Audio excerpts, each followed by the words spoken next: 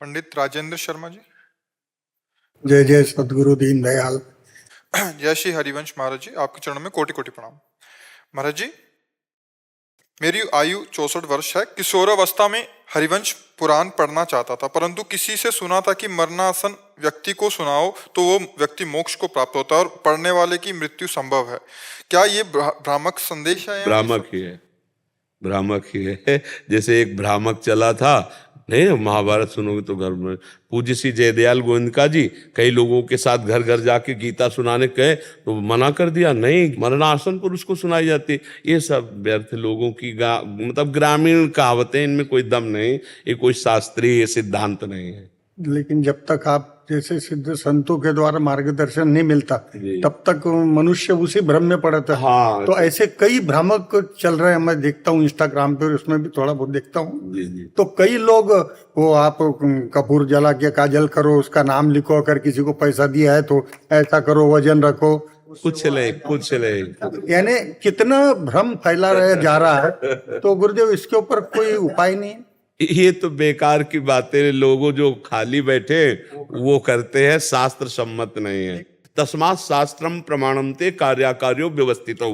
कार्य और आकार की व्यवस्था शास्त्र प्रमाणित होनी चाहिए। जैसे कोई बात कहे तो उसका प्रमाण होना चाहिए शास्त्र, कि आप कहाँ से पढ़ के बोल रहे हैं, किस शास्त्र में लिखा हुआ है। ऐसा नहीं, जितने भी पुराण हैं ये सब जगत मंगल करने वाले हैं। 18 पुराण हमारे हैं। किसी भी पुराण, जैसे गरुड़ पुराण को कहा जाता है केवल मरने के बाद जो हाँ उसको, ऐसा नहीं है। ये समस्त पुराण भगवत यश हैं और भगवत यश जगत मंगल करने वाला है। तो कथामृतम तत्व जीवनम कवि भीड़ितम कलमसापहम श्रवण मंगलम श्री मुदाततम।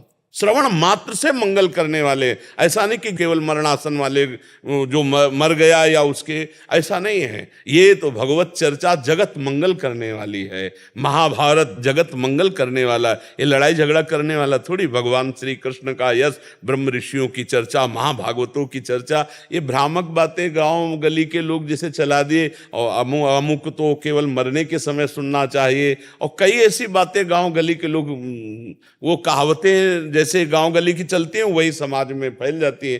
तो शास्त्र विरुद्ध बातें नहीं माननी चाहिए। तो ये जैसे गुरुदेव रासलीला होती है, श्रीमद् भागवत कथा होती है, देवी भागवत, देवी पुराण होता है, तो ऐसी हरिवंश पुराण अगर मैं करना चाहता हूँ, बिल्कुल कीजिए, बिल्कुल कीजिए, बिल्कुल कीजिए। गरुड़ पुराण कीजिए, हरिवंश पुराण कीजिए।